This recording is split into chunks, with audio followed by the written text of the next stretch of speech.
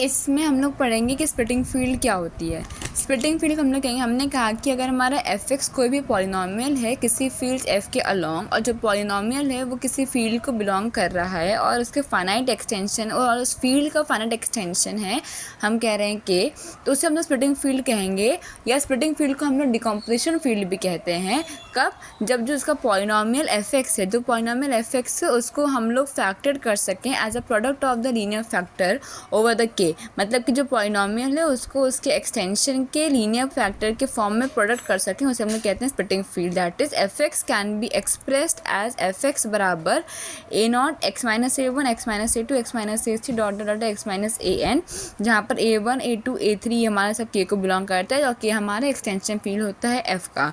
फिर आता है हमारा अगला कि f(x) cannot be factored in any proper subfield of k, that is f(x) can be factored in any field of k। मतलब कि जो f(x) हमारा है वो किसी प्रॉपर सबफील्ड में फैक्टर ना हो सके, और अगर फैक्टर हो तो वो k के रूप में फैक्टर हो, जहाँ पर f सबसेट हो जाएगा k डैश का, तो सबसेट हो जाएगा k का, जहाँ पर k डैश और k बराबर हो जाएगा या k डैश और f के बराबर हो जाएगा। तो स्प्लिटिंग फील्ड समझ में क्या आया कि स्प्लिटिंग फील्ड को पहली बात तो हम लोग डिकम्पोजिशन फील्ड कहते हैं, और एक ऐसा पॉलिनॉमियल f(x) जो कि किसी फील्ड को बिलोंग कर रहा है उससे स्प्लिटिंग फील्ड कहेंगे। कब? जब वो f(x) जो पॉलिनॉमियल है वो as a factor of the linear product over the k expand हो सके, या फिर f(x) को हम लोग फैक्टर नहीं कर सके किसी प्रॉपर सब फील्ड k के अलॉन्ग, उसे हम लोग कहते हैं splitting field.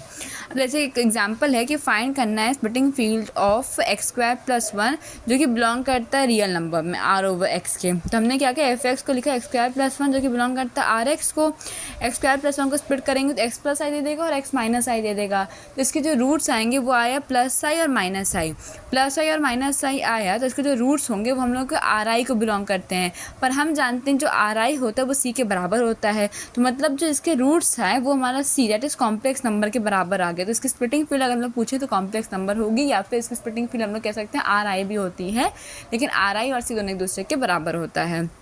Here C is the extension field of R in which f(x) has the linear factor। Ci को smallest extension field of R कहते हैं। Hence C is the splitting field for f(x) over the real number of x।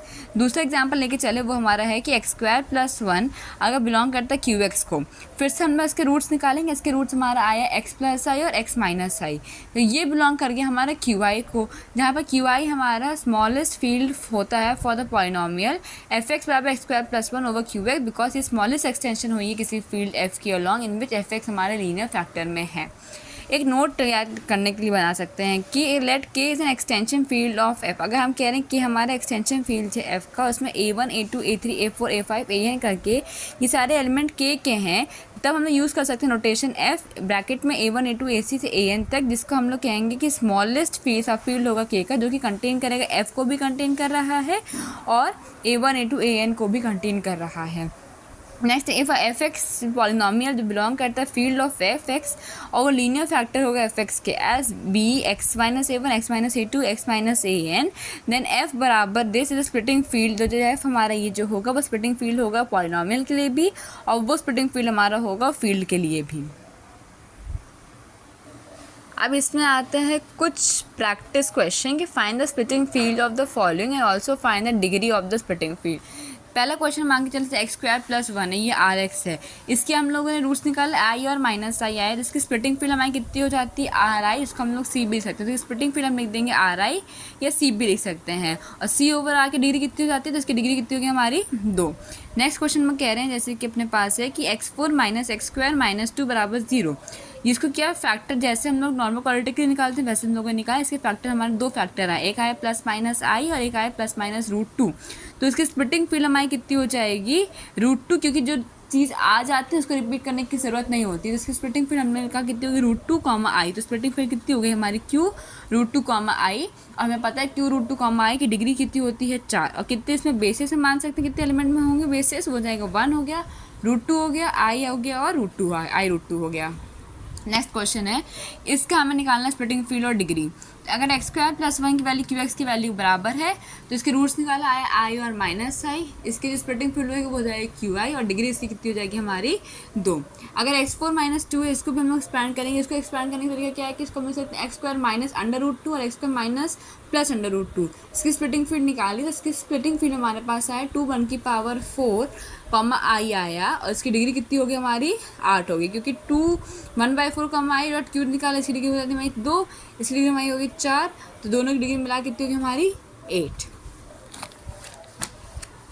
Next एक ही note है कि अगर p हमारा कोई prime number है, सो जो स्प्लिटिंग फील्ड की डिग्री होगी पॉलिनॉमियल के लिए वो x की पावर p-1 हो जाती है, दैट इज p-1 हो जाएगी। मान लो p हमारा कोई प्राइम नंबर, तो उसकी जो डिग्री निकालेंगे वो हमारा कितना हो जाएगा p-1। जैसे कि एग्जाम्पल में जैसे ये है कि x4 - 10x² + 21 ये था, इसके हम लोग रूट्स निकाल, इसके रूट्स हमारे √3 आया, √7 आया, इसकी स्प्लिटिंग फील्ड कितनी हो जाएगी हमारी फिर q √3 हो गया, √7 हो गया, जिसकी डिग्री हमारी हो गई 4। इस तरह ये है कि इसका हम लोग रूट्स निकाला, √2 और √3 रूट्स आया, इसकी स्प्लिटिंग फील्ड कितनी हो गई हमारी q √2 √3, और जिसकी हमारी डिग्री कितनी हो गई 4। x³ - 2 ये क्वेश्चन था, तो x³ - 2 का स्प्लिट हम लोग कैसे करें, इसमें हमारा स्प्लिट हो गया हमारा 2 1/3 में, 2 1/3 ओमेगा में, 2 1/3 ओमेगा स्क्वायर में। इसकी स्प्लिटिंग फील्ड निकाली 2 1/3 कम ओमेगा आया, और इसकी डिग्री कितनी होगी हमारी 6।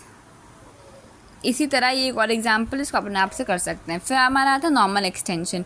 नॉर्मल एक्सटेंशन क्या होता है, एक फाइनाइट एक्सटेंशन को हम लोग नॉर्मल एक्सटेंशन कहेंगे कब, जब या तो एक फाइनाइट एक्सटेंशन को हम लोग नॉर्मल एक्सटेंशन कहेंगे कब, जब इसका जो पॉलिनॉमियल है वो इरेड्यूसिबल होगी, पहली कंडीशन। दूसरी कंडीशन क्या है कि उसके सारे के सारे रूट हमारे एग्जिस्ट करेंगे एफ में, and has the roots of K, then must have all the roots in, जो के में उसके रूट्स है तो सारे के सारे रूट्स उसके एफ में भी बिलोंग करेंगे।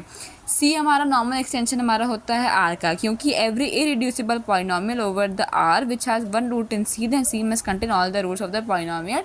तो सी हमारा नॉर्मल एक्सटेंशन होता है आर का।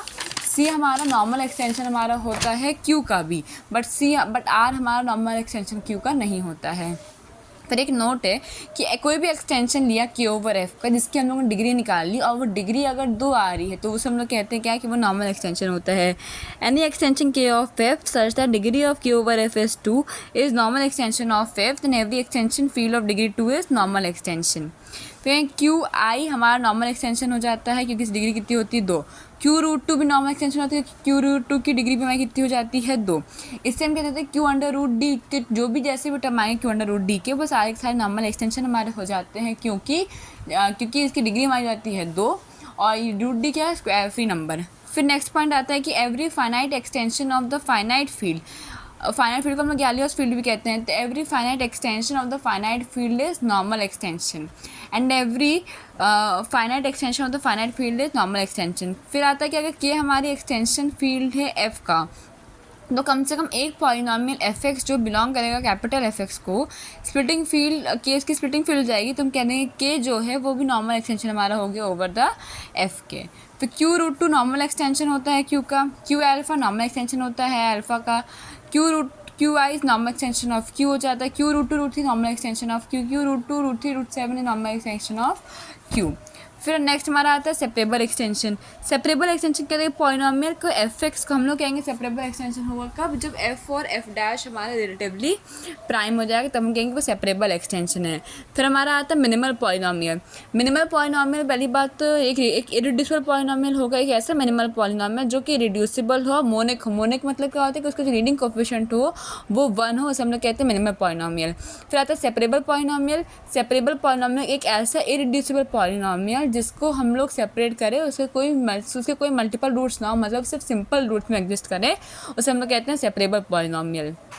An irreducible polynomial fx belonging to fx is said to be separable polynomial if all its roots are simple, that is fx has no simple root, no multiple roots. Inseparable polynomial एक ऐसा irreducible polynomial जो separate ना हो सके, इसका मतलब जो polynomial जो एग्जिस्ट करे उसके रूट्स कितने हो, मल्टीपल हो। फिर आता है सेपरेबल एलिमेंट, क्योंकि लेट के हमारा एक्सटेंशन फील्ड होता है एफ का, और एक एलिमेंट अल्फा जो है के को बिलोंग करेगा, जो कि अलजेब्रिक होगा over the F is called separable, अगर वो मिनिमल होगा पहली कंडीशन, दूसरा K over F is separable polynomial. Separable extension क्या होता है, an extension field K of F is called the separable extension of F if all the elements of K are separable element over the F. अब आता है note, हर separable extension हमारा algebraic extension होता है, बट हर algebraic extension हमारा separable नहीं होता, हो भी सकता है नहीं भी सकता है। लेकिन अगर ऐसा एल्जेब्रिक एक्सटेंशन लिया हम लोगों ने जिसकी फील्ड की कैरेक्टरिस्टिक जीरो हो, तो हर एल्जेब्रिक एक्सटेंशन भी सेपरेबल एक्सटेंशन हमारा हो जाता है। Every separable extension must be the algebraic extension but the converse need not to be the true, and if F is a field of characteristic zero then every algebraic extension of F is separable extension. ठीक है, और हर irreducible polynomial over the F of the characteristic zero is separable polynomial. और एक हर irreducible polynomial को हम लोग कहेंगे सेपरेबल होता है कब, जब उसका डिफरेंशिएशन निकाला एफ डैश एक्स के रिस्पेक्ट में कितना हो जाए जीरो, तो हम लोग कहेंगे हर इरिड्यूसिबल पॉलिनॉमियल भी हमारा सेपरेबल पॉलिनॉमियल होता है। फिर है कि अगर के हमारा सेपरेबल है ओवर एफ के, हमने कहा कि के अगर एफ के अलॉन्ग सेपरेबल है और एल है तो के अलॉन्ग सेपरेबल, तो एल हमारा मस्ट भी सेपरेबल होना चाहिए हमारे एफ के अलॉन्ग। अगर के हमारा फाइनाइट एक्सटेंशन फील्ड है एफ का और A1 A2 A3 AN जो है बिलोंग कर रहा है के कोई सेपरेबल है ओवर एफ के अलॉन्ग, तो वो सेपरेबल एक्सटेंशन माना जाएगा एफ के अलॉन्ग। परफेक्ट फील्ड क्या होती है? अब field F is called the perfect अगर उसका हर कैरेक्टरिस्टिक एलिमेंट या हर characteristic of the field zero हो जाए तो वो परफेक्ट फील्ड कहते हैं, या फिर अगर उसका हर एल्जेब्रिक एलिमेंट हमारा सेपरेबल हो जाए तो हम लोग कहते हैं कि वो हम फील्ड हमारी परफेक्ट फील्ड हमारी होती है। अब field F whose characteristic is zero is known as perfect field. अब characteristic of the field P greater than equal to zero then F is called the perfect if and only if B P की power E के बराबर हो जाए। Every finite field is perfect and every algebraically closed field भी हमारी perfect field हमारी होती है। फिर आता है गैलियस एक्सटेंशन। गैलियस एक्सटेंशन क्या होता है? एक फाइनाइट नॉर्मल और सेपरेबल एक्सटेंशन को हम लोग कहते हैं गैलियस एक्सटेंशन होता है। अब finite normal and separable extension is said to be the Galois extension. Q√2 जैसे कि जानते हैं फाइनाइट होता है, सेपरेबल भी होता है, नॉर्मल भी होता है, जिसे हम लोग कहते हैं क्या है कि गैलियस एक्सटेंशन हो गया है। Q√5 भी गैलियस एक्सटेंशन हो जाता है। अब लेकिन Q2 की पावर 1/4 गैलियस एक्सटेंशन नहीं होता है क्योंकि फाइनाइट तो है, सेपरेबल भी है, पर ये नॉर्मल एक्सटेंशन नहीं है। अब आता है ऑटोमॉर्फिज्म ऑफ द रिंग। क्या होता है? अगर आर हमारा कोई रिंग है तो एक मैपिंग हम कहेंगे आर से लेकर आर तक, उसे हम लोग कहेंगे रिंग ऑटोमॉर्फिज्म। अगर वो मैपिंग हमारी 1/1 हुई, ऑन 2 हुई और होमोमॉर्फिज्म हो गई तो। अगर के हमारा फाइनाइट एक्सटेंशन है एफ का और के हमारा परफेक्ट एफ में, तो एफ भी हमारा परफेक्ट हो जाएगा। और every finite extension perfect field का कितना होता है? Perfect. Every finite extension of the perfect field is perfect. Thank you.